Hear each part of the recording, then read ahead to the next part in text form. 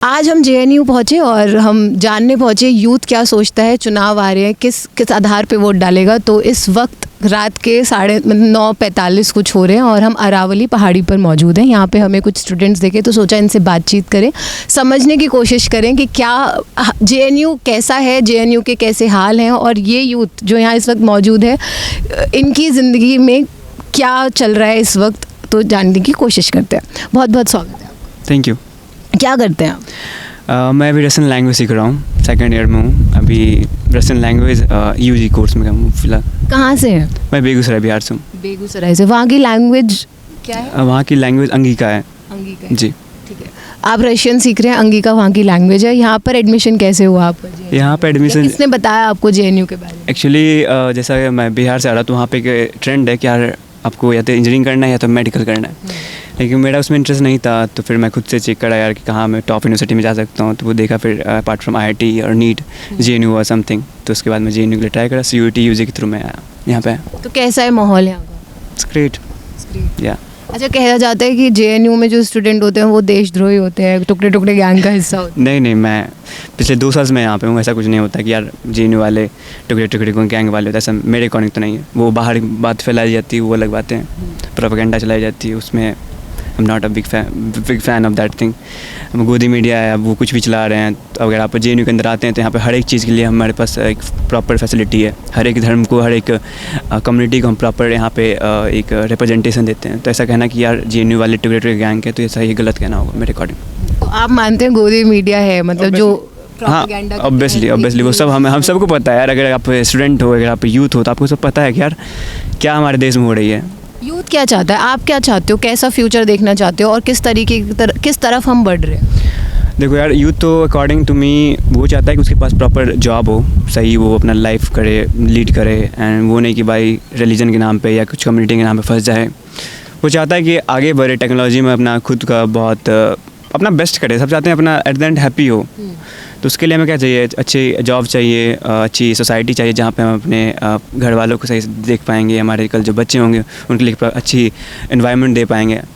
तो वो चाहता है। मेरे अकॉर्डिंग अभी फ़िलहाल तो लगता है कि यार कभी कभी मुझे लगता है जैसे कुछ न्यूज़ देखता हूँ वहाँ पे कम्युनिटी के नाम पे, रिलीजन के नाम पे बच्चों को, इवन हमारे एज के हैं वो आईटी सेल में हैं, कुछ उनकी बहुत सारी दिक्कतें हैं जो वो प्रॉपर उनके पास एजुकेशन नहीं है। हमें अभी देखो AI आ रखा है, हमारे बच्चे अभी इसमें कंफ्यूज होंगे कि यार रिलीजन के नाम पे वोट करना है, उनको ये ब्रेन वॉश किया जा रहा है, वो आगे ही नहीं आ रहे हैं और हम पीछे जा रहे हैं। तो मेरे अकॉर्डिंग होना चाहिए ये कि हाँ, देश पीछे जा रहा है। अगर एक पर्टिकुलर आप सोच लेते हो कि यार मेरे को यही करना है, मेरे को पर्टिकुलर बस मुझे बीजेपी या कांग्रेस करना है।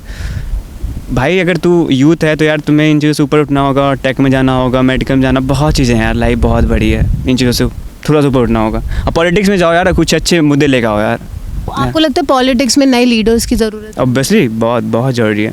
अभी कन्हैया कुमार जेएनयू से पास आउट हैं, आप जानते होंगे। जी, हमारे बेगूसराय के हैं वो भी। हाँ जी। तो वो चुनाव लड़ रहे हैं नॉर्थ ईस्ट दिल्ली से, क्या कहना है उस पर आप? हाँ, कन्हैया जी को मैं बोलूँगा कि यार all the best to you. अगर आप बेगूसराय से आप लास्ट टाइम हमने तो आप ट्राई किया था, बहुत से लोगों ने आप पे भरोसा दिखाया था, लेकिन कुछ वजह से आप नहीं जीत पाए थे।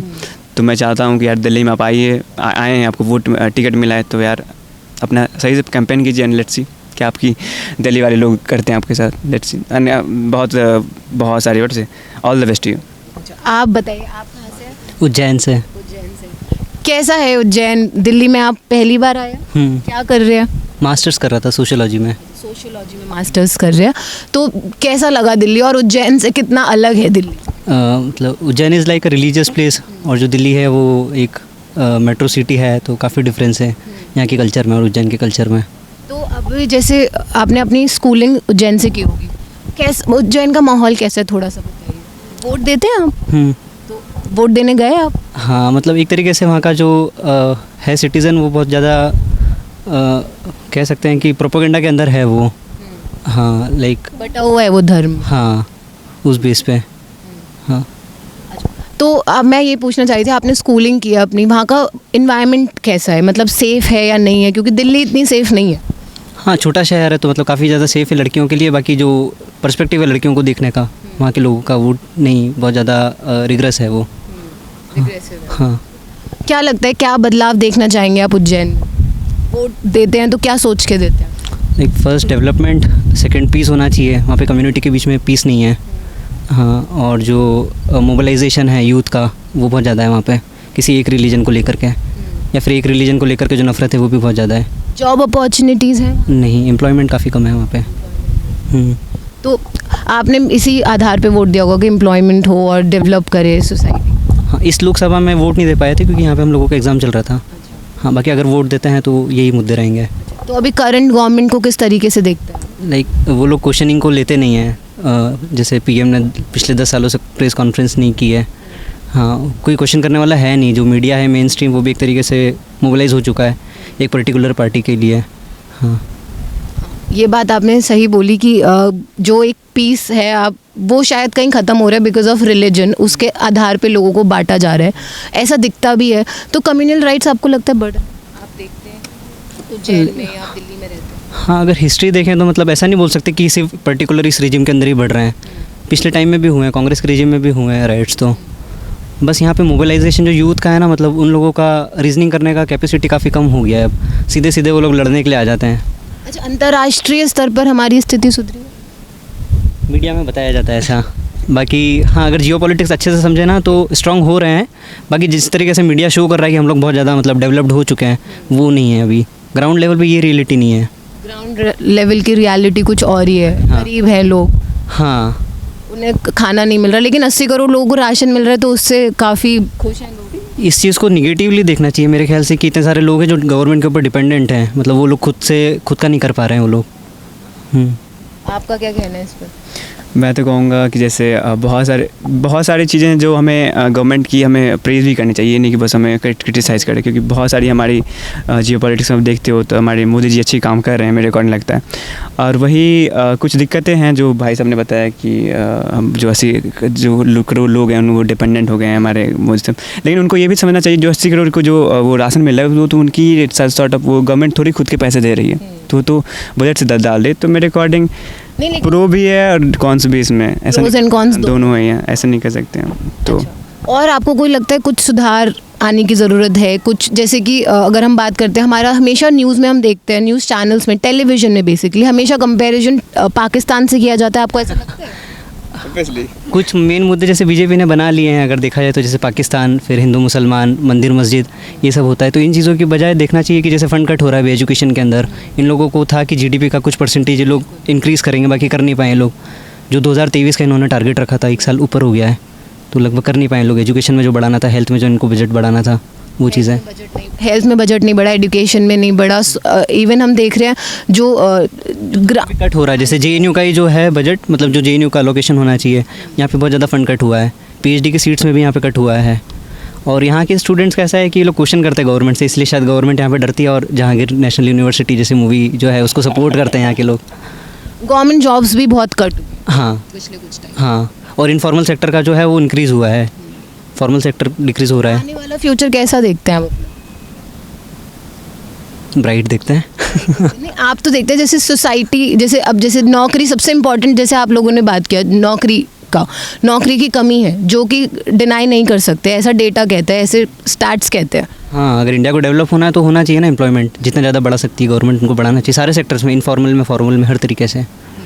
बाकी अभी हम बहुत सुंदर जगह बैठे हैं, अरावली पहाड़ी। मैं देख रही हूँ यहाँ पे बहुत सारे लोगों ने गंदगी फैला रखी है। ये क्यों नहीं समझते जेएनयू के स्टूडेंट इतनी गंदगी उन्हीं के लिए हानिकारक है?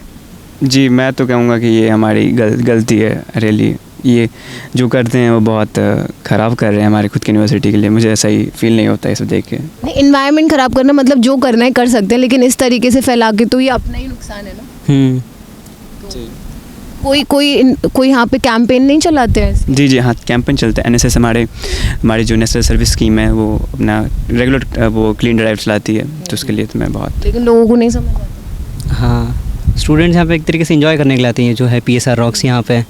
और फिर उन लोगों को समझना चाहिए, वैसे यहाँ पे सफाई मेंटेन करना चाहिए उन लोगों को। नहीं, फन करना चाहिए, लेकिन हाँ, खराब नहीं करना चाहिए ना जगह। ऑब्वियसली। ऐसे हम इन्वायरमेंट खराब करेंगे तो क्लाइमेट इसी वजह से चेंज हो रहा है ना, इन्वायरमेंट खराब। और यहाँ के स्टूडेंट्स इतने कॉन्शियस है तो उन लोगों को तो ध्यान रखना चाहिए, क्योंकि यहीं से ही फिर बाकी इंडिया में पहुँचती है चीज़ें कि यहाँ के स्टूडेंट्स कितने ज़्यादा कॉन्शियस है चीज़ों को लेकर के। ठीक है, और कैसा इन्वायरमेंट है जेएनयू का इस वक्त हम यहाँ मौजूद हैं? बहुत सेफ है? सेफ बहुत है, बहुत सेफ है, for girls, for boys also. Safe है।